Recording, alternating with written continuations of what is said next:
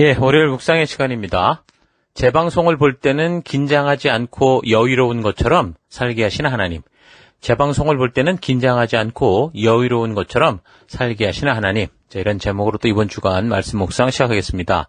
자, 우리가 계속 한 주간의 묵상과 나눔을 통해 우리가 지금 살피는 해당 본문에 대해서 살피기 전에 먼저 이제 계속적으로 계시록의 큰 전체 구조를 계속 잘 염두에 두면서 연결해서 살펴갈 수 있도록 그렇게 하고 있습니다. 자, 어떤 성경의 책을 보든지 사실 많이 읽는 것보다 바르게 읽는 것이 중요하다고 그랬죠.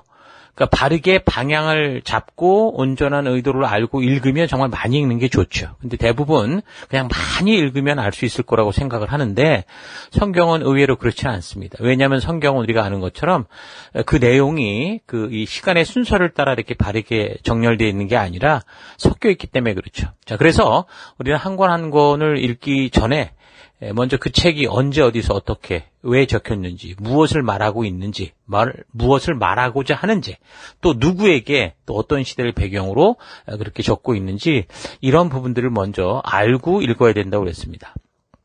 자, 그래서 우리가 살피는 요한계시록은 AD 96년경 이 로마의 도미티아누스 황제가 기독교에 대한 그 공식적인 그 2차 박해죠. 7년 정도의 아주 공포의 시간들이 이제 다가오게 됐는데 그 시간들이 지나갈 때 하나님께서 먼저 그 심각한 박해 속에 있는 백성들을 안타까워하시면서 지나가는 당하고 있는 박해로 인해서 두려워만 하지 말고 장차 있을 이제 미래의 세계, 이 땅이 결국 어디로 가는지, 성도는 왜 부름을 받았고 무엇을 해야 되는지를 알게 하셔서 성도들로 하여금 그런 역경 속에서도 이제 성도로서 나아갈 바를 알게 하시기 위해서 하나님께서 요한을 그때까지 살아남아 있었던 제자 요한을 불러서 그래서 하나님의 마음을 알기 위해 보내는 그 편지, 그를 적게 하신 게 이제 계시록이다 그랬습니다. 결론적인 것을 먼저 말하면 성도들이 이 땅에서 이제 환난과 핍박을 당하는 그런 아주 극한 어려움 속에 있는데 그럼에도 불구하고 성도의 나아갈 바에 대해 말하고 있다는 겁니다. 오직 하나님의 말씀의 가치를 따라 타협하지 말고 살아가라. 사실 이게 지금 요한계시록이 말하는 거죠. 그러니까 요한계시록의 내용은 위기와 위험 속에서 성도들만 좀 특별하게 피할 수 있는 어떤 탈출구에 대해서 이야기하고 있는 게 아니라 성도로서 하나님이 우리를 부르셨던 그 원래의 의도, 그 사명에 따라 나아갈 수 있도록 하는 그런 어떤 사명 점검에 대한 책이다라고도 볼 수 있습니다. 그래서 우리는 예수를 믿으면 이 땅에서 복받고 모든 일이 잘 되다가 천국 가는 것으로 생각하는데 성경은 그런 사실을 우리에게 말하지 않죠. 오히려 이 세상은 소망이 없는 세상이고 하나님의 뜻과 반대로 가는 세상이다. 이 세상에는 소망이 없다라는 것을 분명하게 알게 해서 성경이 전하는 이 세상의 미래, 결국 우리의 나아갈 바는 결국에는 천국으로 가야 되는데 이 세상에서는 그런 이 소망이 없다. 그러니까 절망이요 지옥으로 가는 점점 침몰해가는 타이타닉호다. 이런 걸 분명하게 알게 하죠. 그래서 성도는 이 땅이 아니라 그 천국의 소망을 붙들고 살아가야 된다라고 말합니다. 그래서 하나님께서 우리를 부르신 그 부르심에 합당하게 우리가 거룩하게 구별된 하나님 백성의 정체성을 가지고 살아가야 된다. 그러니까 계시록은 바로 이런 이야기를 해주고 있는 겁니다.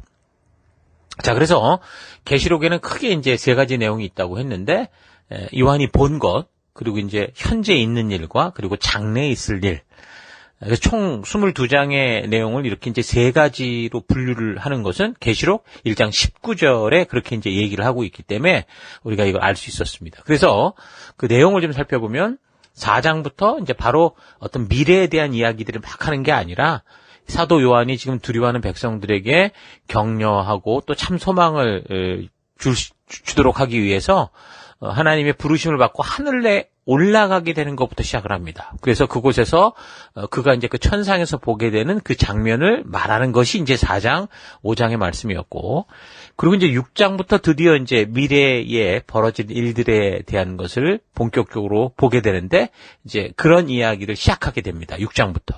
그래서 이제 그 6장부터 보면 7가지 인을 떼는 그런 말씀이 나오기 시작하죠. 그래서 7인이 말해주는 건 뭐라고 그랬습니까? 그 로마의 박해에 짓밟혀 고통받는 성도들에게 장차의 일들, 그러니까 앞으로의 세계가 어떻게 될 것인지를 보여주는 것이었는데 저들의 그 두려움과 공포가 이제 없어지고 새 나라와 새 땅이 되는 희망을 주는 말씀이 아니라 오히려 이 세상은 탐욕에서 벗어나지 못하고 욕심에 욕심을 더하는 그런 세계가 돼서 더 죄악으로 흘러서 결국 소망, 희망이 없이 심판의 길로 간다. 그 얘기를 해주죠. 그러니까 이제 두려워하는 이들에게 헛바람을 막 넣고 뭐 무조건 잘 된다, 좋을 거야 라는 얘기를 하는 게 아니라 오히려 우리에게 다가온 현실의 그 이유를 정확하게 보게 해서 우리가 살아가는 이 세상 속에 성도로서 우리가 어떤 자세를 가져야 되는가를 알게 하는 거죠. 하지만 그렇다고 해서 세상에 그렇게 계속 이 절망으로 가고는 있어도 하나님은 그런 세상의 삶 안에서 우리를 방치해두고 계신 분이 아니라 하나님 우리에게 말씀하신 그 공의를 따라 일하시면서 당신 우리에게 전하여준 그 참된 생명의 길, 말씀을 따라서 어려움 속에서도 약속을 따라 사명대로 걸어가는 그 성도 한 사람 한 사람을 잊지 않고 그들을 책임져 주시는, 인쳐 주시는 그런 일을 하는 것, 이것도 우리가 알 수 있었고요. 그래서 반드시 마지막에는 또 하나님이 이렇게 영원히 살게 하는 게 아니라 반드시 심판한다. 예수님의 재림의 날이 있다라는 것을 확신시켜주는 그런 내용이 이제 7인의 내용이었죠. 그래서 이제 마지막 7번째에는 어떤 그런 현상을 보여준 게 아니라 그 예수님의 재림의 날이 이제 시작됐다라고 하는 이제 곧 이제 온다고 하는 그 바로 직전의 때를 알려주는 대환란이 어떤 일이 벌어질 건가라는 거를 알게 하는 그 7나팔을 불러오는 것과 연결이 된 거를 확인했습니다. 그래서 그 나팔이 이제 하나씩 불려질 때 이 세상은 점점 3분의 1씩 막 파괴되어 가고 멸망으로 치닫는 것을 볼 수 있었죠. 근데 이제 그 와중에 또 어땠습니까? 아무도 그 수를 셀 수 없을 만큼 큰 무리가 모든 민족과 종족과 백성과 언어에서 나온 믿음으로 살아가는 사람과 또 14만 4천의 인침을 받은 사람들, 그런 모습들을 보여주시면서 하나님께서는 이 세상이 이렇게 종말의 끝으로 가는 그런 상황 속에서도 어떻게 하는 거예요? 계속 하나님이 택하신 그 백성들, 하나님의 말씀 따라 믿음으로 가는 그 영혼 한 영혼이라도 주의 그 부르심 앞에서 어긋나는 일이 없도록 그 일을 하시고, 또 그 잘못 알고 하나님을 오해하고 욕심과 탐욕에 있다가도 주의 마음을 알고 돌아오고자 하는 그 한 영혼이라도 더 바른 길로 부르시기 위해서 애쓰시는 그런 모습을 보여줬습니다. 그래서 그로 인해서 이 시대를 살아가는 우리가 성도로서 그런 하나님의 모습을 보면서 오늘 우리가 하루하루 살아갈 때 어떤 삶을 살아가야 되는가라는 것도 생각할 수 있었죠. 그러니까 한 영혼을 위한 증인의 삶을 살아가는, 하나님의 마음을 가지고 살아가는, 이 아버지의 마음을 가지고 살아가는 것이 바로 오늘 우리가 이 땅에 존재하는 이유다라는 것도 생각해 봤습니다. 자, 그렇게 이제 얘기가 흘러서 드디어 이제 11장 15절을 보면 드디어 이제 7번째 천사가 나팔을 부는 그런 기록이 나옵니다. 그래서 7번째 나팔과 함께 이제 어떻게 됩니까? 하늘에 하나님의 성전이 열리면서 이때 이제 끝까지 예수가 그리스도이심을 믿고 이 세상 속에서 살아갔지만 세상과 타협하지 않았던 성도들, 알곡들을 하나님께서 이제 불이 섞인 유리바다 건너편으로 이끄시는 휴거라고 할 수 있는 그런 일들이 벌어지고, 또 그렇지 않고 끝까지 하나님의 부르심을 외면하며 자기 욕심에 빠져서 탐심과 욕정 속에, 탐욕 속에 살던 사람들, 가라지들은 이 땅에 남겨지게 되고, 그래서 이제 하나님의 분노가 그렇게 남겨져 있는 그런 사람들에게 쏟아지는 그 분노의 대접, 그런 이야기로 이제 얘기가 흘러가게 된다고 그랬습니다. 여기까지가 이제 11장의 내용이었는데, 그러면 이제 12장에서는 당연히 그 하나님의 분노의 대접이 쏟아지는 이야기가 되던가, 아니면 이제 하나님께서 추수하여 거두어들인 이 성도들이 어떻게 되는가, 이런 이야기로 12장부터 또 계속 얘기가 전개가 되면 좀 이해하기가 쉬울 텐데 어떻다고 그랬습니까? 그렇지 않았다고 그랬죠. 그래서 이제 여기서 내용이 계시록의 진행과는 맞지 않게 흘러가면서 계시록의 해석을 굉장히 혼란스럽고 어지럽게 만든다고 그랬습니다. 그래서 이제 계시록의 이제 내용 안에서 찾아보면 11장 그 이후에 성도와 관련된 얘기가 보니까 이제 15장에, 그리고 이제 19장으로 연결이 돼서 나오고, 불신자들에 관한 이야기가 이제 16장, 17장, 18장으로 이어지기 때문에, 그러니까 11장으로 읽고 오다가 12장부터 이야기가 어떻게 보면은 마치 방향을 잃은 것처럼, 어떻게 보면 중복되는 얘기 같기도 하고, 어떤 건 전혀 엉뚱한 얘기를 하는 것 같이 보여서 혼란을 주더라는 겁니다. 그러나 이제 이런 부분에 대해서 믿음의 선배들이 그동안 수많은 고생을 해왔고 연구하고 애쓰면서 우리는 그래도 이 부분을 좀 어떻게 바르게 볼 수 있을까라는 그 안목을 얻을 수 있는 그런 굉장히 축복된 시기를 사는 거죠. 물론 지금도 신학자들마다 각기 다른 자기들에게 해석을 합니다.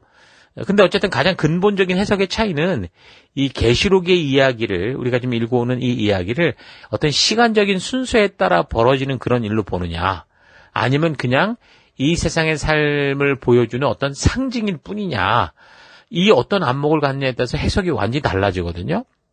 사건을 바라보는 안목이 어떠냐에 따라 해석이 달라지는 건데 우리는 시간적인 흐름에 따른 이야기다라는 안목을 가지고 지금 계시록을 살펴가고 있습니다.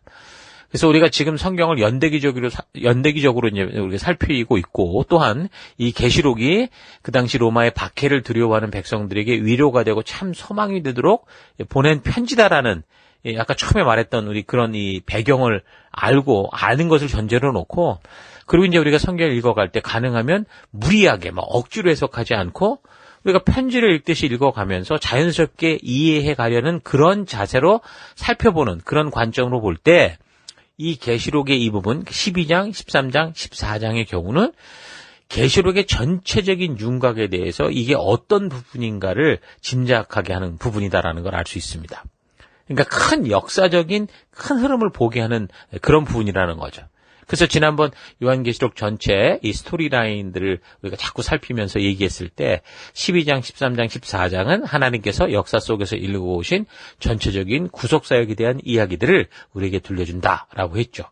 그래서 창조 이후 역사가 왜 이렇게 흘러왔고 어떻게 흘러서 결국 종말의 심판 때까지 오게 됐는가 그 이야기를 굉장히 함축적으로 얘기를 해주는 거죠. 대신 우리는 그것을 통해서 인류의 처음부터 이 마지막 심판의 때까지 큰 그림, 숲을 보는 그런 안목을 가질 수 있는 겁니다.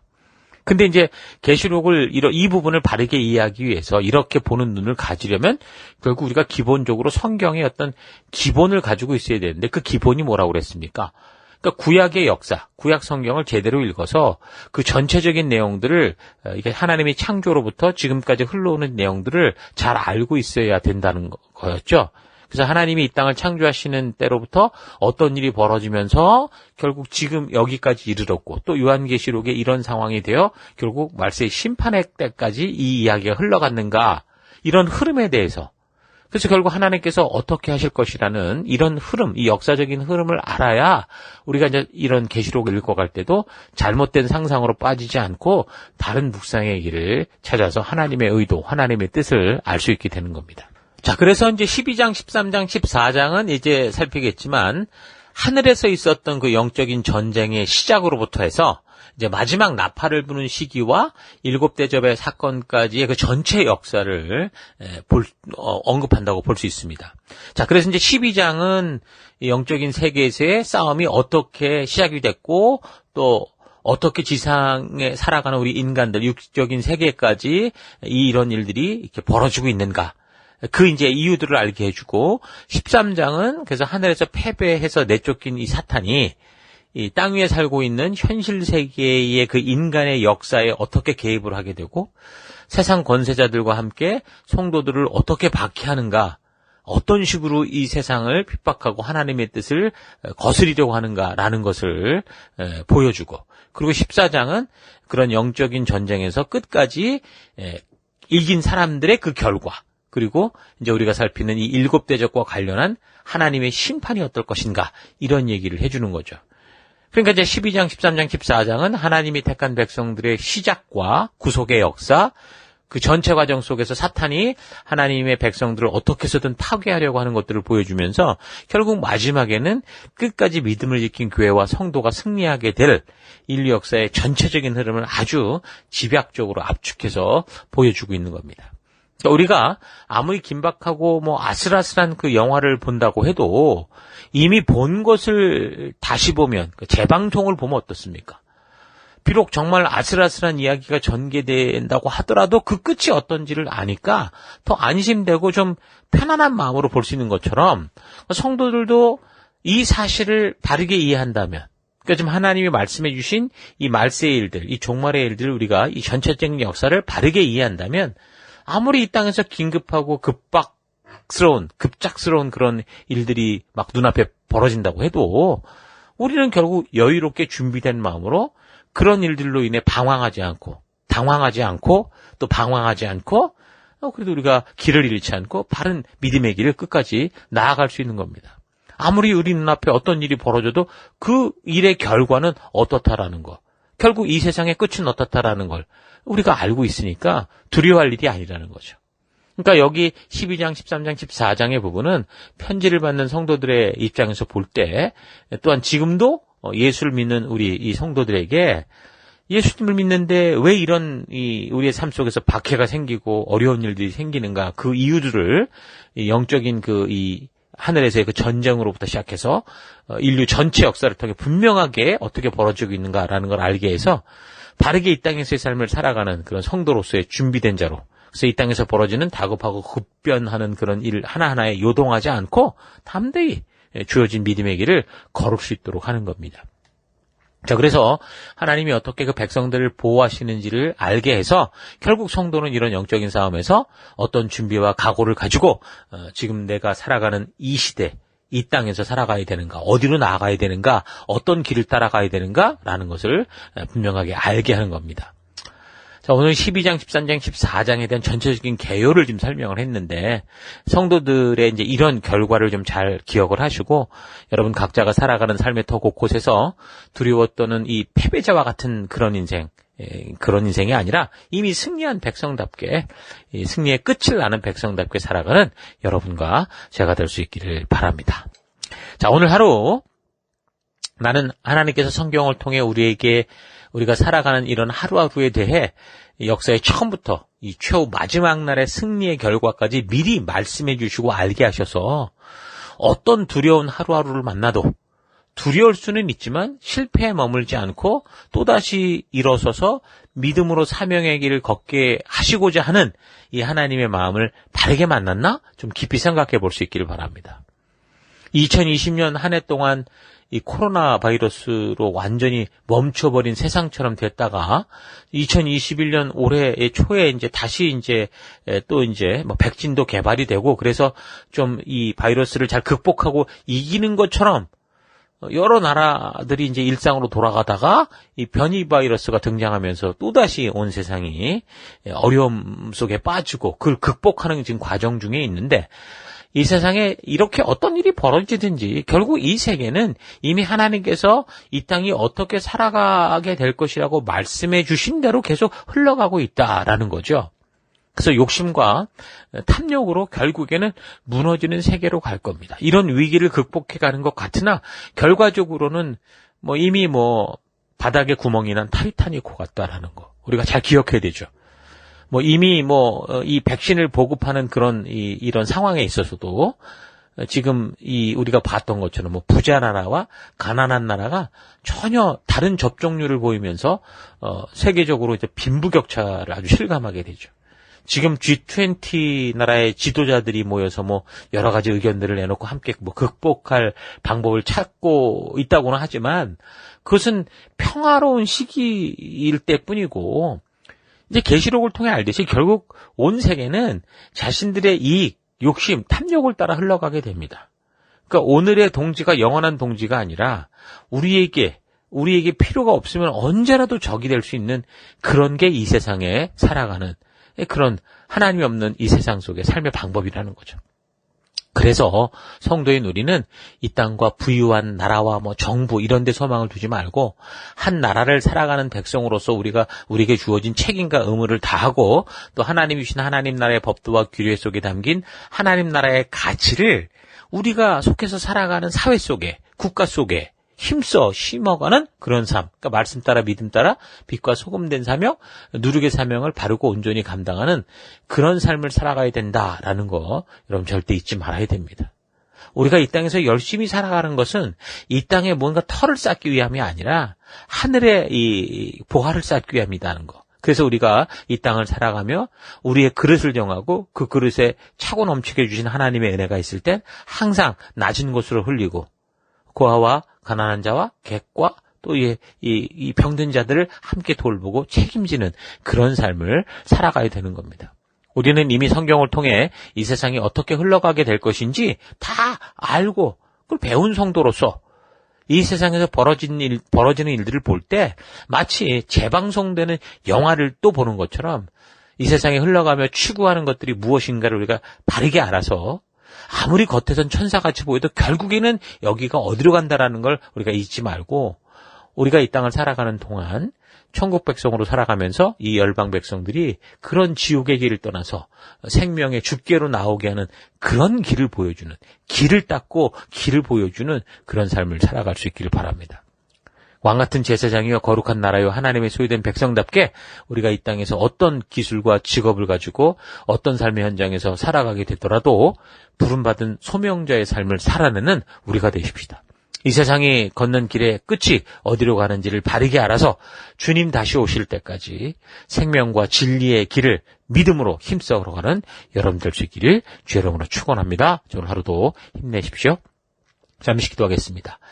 하나님, 우리에게 이 세상이 어떤 곳인지를 이 세상의 처음부터 마지막까지 다 보여주시고 알게 해주셔서 이 땅에 미련을 두지 않고 소명자로 살아가야 되는 길을 알게 하셨는데 주님의 그 뜻이 담긴 말씀을 소홀히 여기며 늘 뒤로 미루며 살아왔던 것을 회개합니다. 이미 하나님께서 알려주신 이 세상의 목적과 추구하는 바를 바르게 알고 지금 내가 번뇌를 받고 살아가고 있는 삶의 터 곳곳에서 주의 말씀이 인도하는 길로만 나아가는 삶 살기 원합니다. 그래서 나의 모든 삶이 어느 곳에서나 주님의 뜻이 하늘에서 이루어진 것 같이 이 땅에서 이루어지도록 하는 성도로서의 삶, 이 열방들이 나아갈 길을 알게 하는 빛과 소금된 삶 살아가기 원합니다.